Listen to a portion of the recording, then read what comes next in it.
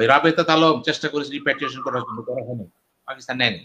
এরাও তো এখানে আছে, এরাও আসছে, আমাদের আছে, এরা আটকে গেছে। স্ট্যান্ডার্ড বলা হয়, আটটা বড় বাঙালি, আটটা বড় পাকিস্তান। এদের কি পাকিস্তান নিচ্ছে? বঙ্গবন্ধু শেখ মুজিব যে কোনো কারণে হোক, কৌশলগত হোক, যে কারণে হোক, তিনি পাকিস্তান অ্যারেস্ট হয়ে গেলেন, তিনি চলে গেলেন। হয়তো বা তিনি মুক্তিযুদ্ধের ঘটনাটা তিনি এইভাবে আর জানতেনই না। কারা করলো? তাজউদ্দিন, নজরুল ইসলাম, প্রবাসী সরকারের নাই, নওয়াজ শরীফ পালায় নেই, চলে যায়নি। সেগুলি বলেন যে পারভেজ মুশাররফ যায়নি, করেনি। এগুলো তো আপনাকে বুঝতে, পাকিস্তানের ইতিহাস কিন্তু বাংলাদেশের সাথে মিল আছে একটা। এখন যদি আপনি অ্যাপোলজি চাইতে যান, যেটা চাচ্ছে বাংলাদেশ, অ্যাপোলজি অর্থ কি? এটা কিন্তু সাধারণ কথা না, কিন্তু অ্যাপোলজির ইন্টারন্যাশনাল মিনিং আছে এই টার্মিনোলজি। অর্থাৎ যখন কোনো দেশ অন্য কোনো দেশের প্রতি, জাপান করেছিল, ইউরোপের দেশও করছে, এটার সাথে তিনটা জিনিস আসে। প্রথমত আপনি স্বীকার করবেন, ইয়েস আমি এই ক্রাইমগুলি করছি। দ্বিতীয়ত কথা হলো, স্বীকার করার সাথে সাথে আপনি কম্পেনসেশন দিতে হবে, আপনি ক্ষতিপূরণ দিবেন। স্বীকারই বড় কথা না, ক্ষতিপূরণ দিবেন। এই জন্য অ্যাপোলজিটা খুব বেশি পৃথিবীতে হয় না, কারণ যখনই পাকিস্তান বল I do apologize for the events in the past, সাথে সাথে আসবে ক্ষতিটা কি? ওই যে জাপানের কমফোর্ট উইমেন বলে, যারা বিভিন্নভাবে যারা নারী নির্যাতন হয়েছে এখানে, তাদেরকে পে করতে হতো।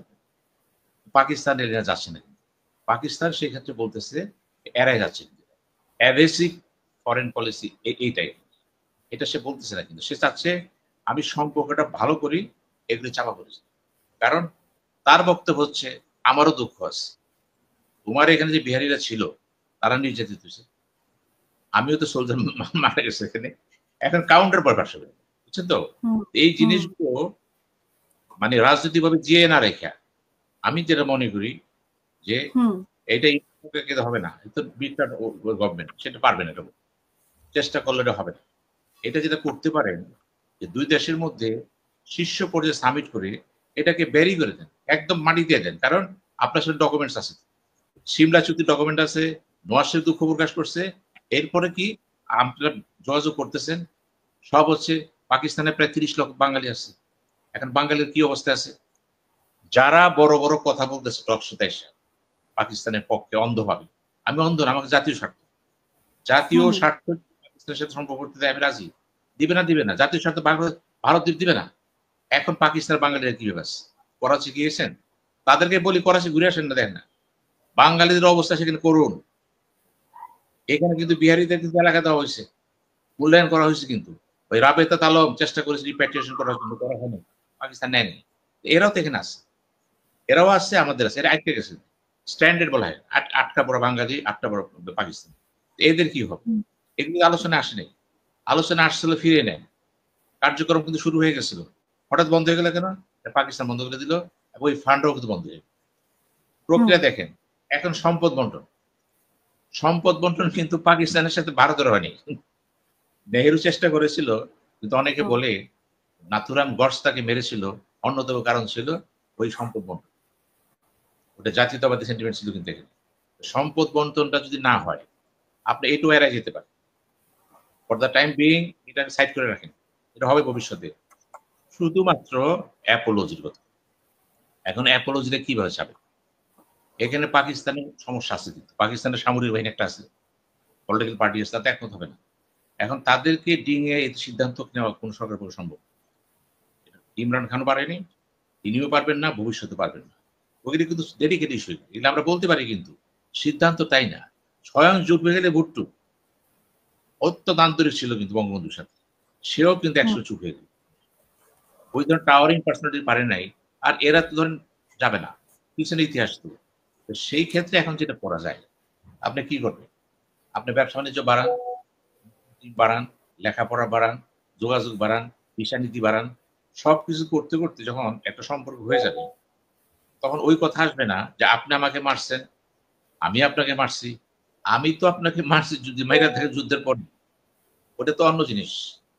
ওটাও ছিল একটা মব কালচার, কিন্তু মবক্রেসি কিন্তু ডেভেলপ করছে ওইখানে স্বাধীনতা পর্ব, কেউ করে মানে নাই। কিন্তু মুক্তিযুদ্ধরাও কিন্তু অনেক কাজ করছে যেগুলো মুক্তিযুদ্ধকে ম্লান করে দিয়েছে। অনেক জীবিত আছেন তো আমরা দেখেছি, আমরা তো একেবারে ছোট থাকলেও একেবারে ছোট ছিলাম না। তো সেই ক্ষেত্রে তাদের বক্তব্য আছে কিন্তু।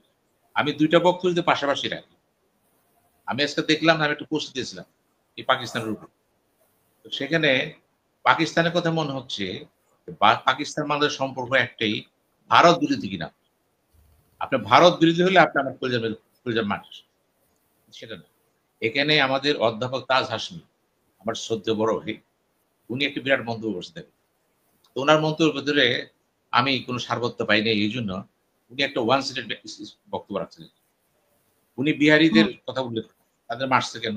উনি অনেক কিছু উল্লেখ করছে যে মুক্তিযুদ্ধের বিরুদ্ধে যায়নি। আমি এখনো মনে করি যে মানসিকতা থাকে না, যুদ্ধই যুদ্ধ, ওই সময়টা ওখানে রাখেন। পরবর্তীতে রাখেন। সম্পর্ক দেখেন, মারাত্মক কথা কিন্তু। ২ টি রাষ্ট্র তার সভরেনটি ইকুইটি নিয়ে সম্পর্ক রাখে। জাতীয় স্বার্থ সামনে থাকবে। এটা ভারতের হুম, সাথে হবে, শ্রীলঙ্কার সাথে হবে, আমেরিকার সবদের সাথে হবে। কম বেশি ভেরিয়েশন হতে পারে বিভিন্ন কারণে। কিন্তু মূলত তো হবে। এখন ভারতের সাথে আমাদের সম্পর্কটা ঠিক সেই লেভেলে নেই। বিভিন্ন কারণে বড় রাষ্ট্র, ছোট রাষ্ট্র, বড় ইকোনমি, ছোট ইকোনমি, বিভিন্ন কারণে হয়ে ওঠে নাই। আমরা যতই চিৎকার করি, এটা কিন্তু সে পর্যায়ে যাবে না। কারণ সে তো একটা অবস্থানে চলে গেছে। সে atomic power, Pakistan atomic power. দেখেন, পাকিস্তান ছোট হলেও অ্যাটমিক পাওয়ার আগে আছে তো সে। কতগুলি ক্ষেত্রে হুম, হয় কি সমস্যা হয়ে যায়। এখন ভারতের সাথে যদি আমার সম্পর্কের অসমতা দেখা দেয় কোনো ক্ষেত্রে, পাকিস্তানের সাথে আমার যে জিনিসগুলো আছে, আমার দূরে আছে সে, একটা মৌলিক সম্পর্ক আছে যে আমরা এক ছিলাম। তো আমরা তো একসময় ব্রিটিশ ভারতেও ছিলাম। তো পাকিস্তান বলছে ভারতকে আমরা একসঙ্গে এক ছিলাম। না, আমরা থাকতে পারিনি বলে তো আমরা চলে গেলাম। আজকে একটা কথা আপনাকে বলি। এই কথাটা সবসময় বলা যাবে না। মুক্তিযুদ্ধটা শুরু হলো কখন? কি দায়ী? Hmm, he is very Pakistan. Yahya Khan যখন ডায়লগ করতেছিল বঙ্গবন্ধু শেখ মুজিবের সাথে হোটেল কন্টিনেন্টালে, খেয়াল করবেন। সুরমান পত্রিকা আসতেছে, উনি বলতেছেন জাতির ভবিষ্যৎ ধরে একদিনে সম্ভব নয়। আলোচনা করতেছে ইয়াহিয়া খান, জুলফিকার ভুট্টো, বঙ্গবন্ধু এবং তার টিম। এর ভিত্তিতে কি হলো? তারা চলে গেল। চলে যেয়ে পরদিন হুম, ২৬ তারিখে অ্যাটাক করে বসলো। দেখবেন, এই অ্যাটাকটা যদি না করত, যদি সেদিন রাজারবাগ পুলিশ অ্যাটাক না করতো, ঢাকা বিশ্ববিদ্যালয় অ্যাটাক না করতো, যদি এইভাবে অত্যাচার না করতো, ইতিহাসটা ঘুরে যেত। আমার বিশ্বাস। আমি হামিদুর রহমান কমিশনের রিপোর্ট পড়ছি পাকিস্তানে। আমি রাষ্ট্রবিজ্ঞানের ছাত্র হিসেবে বলতেছি। এগুলো আমার একদম মুখস্থ কিছু। আমি ইতিহাসটা দেখেছি যে কতগুলি ঘটনা পাকিস্তান দায়ী। পাকিস্তান এটা করছে বলেই ১.৫ কোটি বা ১ কোটি লোক ভারতে চলে গেল জীবন বাঁচাতে। কে তাদের বাইর করলো? হুম, আজকে রোহিঙ্গারা এখানে আসছে, কে বাইর করছে? এরা স্বেচ্ছায় আসছে? এদেরকে বের করে দেওয়া হয়েছে। বাস্তুচ্যুত সবাই বের করে দেওয়া হয়েছে। তো আপনাকে বুঝতে হবে, যারা অতি পাকিস্তান প্রেমে ঘুমাইতে পারেন না, বারবার হুম, চিন্তা করে। আওয়ামী লীগ ১০ টা ভুল করলে বড় ভুলটা করছে একটা ভুল ১০,০০০ ভুলের সমান পাকিস্তান। অর্থাৎ তারা আলোচনা টেবিলে বইসা বেইমানি কইরা আমাদের ক্রাশ করে দিচ্ছে। ওই সময় ইস্ট পাকিস্তান দেখেন তো চিন্তা করে, টিক্কা খান আসলো এখানে। এগুলো আলোচনা করবেন না কেন? এটা যে অনেকে জানেই না। ভুলে গেছে নিউ জেনারেশন। আপনাকে বুঝতে হবে মুক্তিযুদ্ধের সৃষ্টি হলো কেন? মুক্তিযুদ্ধের অন্যতম অনুঘটক হচ্ছে স্বয়ং পাকিস্তান নিজে। বঙ্গবন্ধু শেখ মুজিব যেকোনো কারণে হোক, কৌশলগত হোক, যে কারণে হোক, তিনি পাকিস্তান অ্যারেস্ট হয়ে গেলেন। তিনি চলে গেলেন। হয়তোবা তিনি মুক্তিযুদ্ধের ঘটনাটা তিনি এভাবে আর জানতেনই না। কারা করলো? তাজউদ্দিন, নজরুল ইসলাম, প্রবাসী সরকার গঠন করলো। এখানে পার্ট ভাগ করা আছে তো। কিন্তু যত হুম, যাই হোক, শুরুটা কে করলো? কেন তাজউদ্দিনকে পালাতে হলো? কেন আমার যেতে গভর্নমেন্ট করতে হলো? কেন সরকার গঠন করতে যেয়ে তাজউদ্দিনকে প্রাইম মিনিস্টার করা হলো? কিভাবে করে ইন্দিরা গান্ধী রাজি হইল? এখানে অনেক ইতিহাস আছে। কেন সেখানে ফজলুল হক মনি বা আদার যারা ছিলেন, এদের সাথে একটা দ্বিমত ছিল। দ্বিমত ছিল। ওখানে মোশতাকের সাথে দ্বিমত ছিল। কেন কনফেডারেশন এর কথা বলা হচ্ছিল? তখনও কিন্তু কনফেডারেশন চিন্তা ভাবনা করা হচ্ছিল। ওই মুক্তিযুদ্ধের সময় কিন্তু। কাজেই যদি সঠিক ইতিহাস লেখেন, তাহলে ইতিহাসটা বড় হয়ে যাবে। এনসাইক্লোপিডিয়া হয়ে যাবে। সেই ইতিহাসটা আপনি পক্ষে আসতে পারেন, বিপক্ষে যেতে পারেন। এটা আপনি অনেক তো যারা দল করে, তারা একটা পক্ষে থাকবে। তারা বলবে আপনাকে রাজাকার। আর যে উল্টাটা বলবে আপনি এটা গালি যেটা আসে। এটা তো না। এখন প্রশ্ন আসছে, যখনই বলবেন আপনি অ্যাপোলজি চান, হুম, অ্যাপোলজি হয়নি। যেমন জামাতে ইসলাম এখনো স্বীকার করতেছে না যে আমরা ওই ভুলটা করছি। তারা ঘুরে কথা বলতেছে। স্বীকার তারা করলে কিন্তু শেষ হয়ে যায়। ইয়েস, আমরা যুদ্ধ বিরোধিতা করছি। আমার একটা মতবাদ ছিল, একটা দেশ স্বাধীন হলে তো সবাই একমত থাকে না। পৃথিবীর এমন কোন দেশ নাই যে দেশে সব গোষ্ঠী এক থাকে, মুক্তিযুদ্ধের পক্ষে, না না থাকে, কোনো দেশে থাকে না। সেই ক্ষেত্রে তারা যদি বিরোধিতা করে থাকে, একটা ফিলোসফি ছিল তো। আপনি চেয়েছিলেন অখণ্ড ভারত, অখণ্ড পাকিস্তান। Well done. আপনি চাইতেই পারেন। কিন্তু যখন হলো না, এরপরে যখন দেশ স্বাধীন হয়ে গেল, then you are citizen of Bangladesh. আপনি মেনে নেন। খেলা শেষ। এখানে আর কিছু আসে না কিন্তু।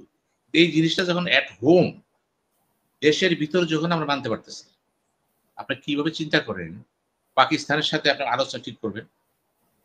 ভেরি কঠিন ব্যাপার কিন্তু। আগে এট হোম ঠিক করেন যে মুক্তিযুদ্ধের সময় পাকিস্তানের সমর্থনে যারা ছিল থাকতেই পারে। কিন্তু হত্যা, লুণ্ঠন, ওই যে কোলাবরেটরস অ্যাক্ট যেটা ছিল, কোলাবরেটর একটা ছিল একটা কিন্তু। এর কারা ছিল? এগুলো দেখেন আপনি। শুধু একতরফা কথা বইলা পক্ষের লোক যাবেন তা না। আমাদের দুর্ভাগ্য সেই যে আমরা এটা করি কেন? কেন কি কারণে শাহবাজ শরীফ উনি বক্তৃতা দিতে গেলেন, একটা মিটিং এ গেছিলেন বক্তৃতা দিতে। ওখানে বললেন যে বাংলাদেশে এটা হইছে, এটা মানে তিনি খুশি হয়ে গেছেন। দরকার ছিল না তার। তারও বোঝা হচ্ছিল যে যেখানে যাই ঘটুক ব্যক্তির পতন হবে, দলের তো পতন হয় না। পাকিস্তান ইমরান খান মরে গেছে, পিপুলস পার্টি নাই, নওয়াজ শরীফ পালায় নেই, চলে যায়নি। সেগুলি বলেন যে পারভেজ মুশারফ যায়নি, করেনি। এগুলো তো আপনাকে বুঝতে, পাকিস্তানের ইতিহাস কিন্তু বাংলাদেশের সাথে মিল আছে একটা। ওখানে সামরিক খেলছে, বেশি খেলে, আমার এখানে কম খেলে। ওখানে আমেরিকার প্রভাবটা খুব বেশি, চায়নার প্রভাবটা বেশি, এবং সামরিক সরঞ্জাম, জিওপলিটিক্স অবস্থান বেশি, ওখানে খেলে বেশি। যে সমস্ত কারণে আমি মনে করি পাকিস্তানের সাথে আমাদের সম্পর্কটা স্বাভাবিক হতো। এখন কি দরকার। পদক্ষেপটা কি? আমি কিন্তু আগে গেছি, আমরা কিন্তু অনেক আগে গেছি। কেউ বলতে পারবেন না যে আমাদের কোন একটি সরকার কিন্তু পাকিস্তানের হবে না, এটা বলে নাই। আওয়ামী লীগ বলছে, বিএনপি বলছে, জাতীয় পার্টি বলছে, এখন ক্যাপ্টেন বলছে। এই ব্যাপারে একমত? সম্ভব হবে? দ্বিমত কোথায় নেই। শুধুমাত্র হিনা রাব্বানিকে যেটা বলা হয়েছিল, তিনি বলেছেন will discuss the matter with the government. উনি কিন্তু এই কথা সরাসরি বলেন নাই, তো হয়ে গেছে। দেখেন, উনি এটা বলেন নাই কিন্তু। কেন নওয়াজ শরীফ, কেন এটা ইয়ে বলে ইশাক দার এটা বললেন? তাহলে ইশাক দারকে বুঝতে হবে যে হয়ে যায় থাকে, আপনার প্রিভিয়াস গভর্নমেন্ট এটা বলেনি। আজকে আপনি বলতেছেন কেন? এই জন্যই বলতেছেন, আপনিও ধারণা করতেছেন এখন বলা যায়। এখন আমি বললে আমার পক্ষে লোক দাঁড়ায় যায়। এখন বলা যায়। তাহলে কি দাঁড়ালো? এখন বলা যায়। তো আপনি যদি এটাকে ব্যাখ্যা করতে চান, আপনি আমার কাছে কি ব্যাখ্যা দিবেন? এটা তো ব্যাখ্যা থাকে না।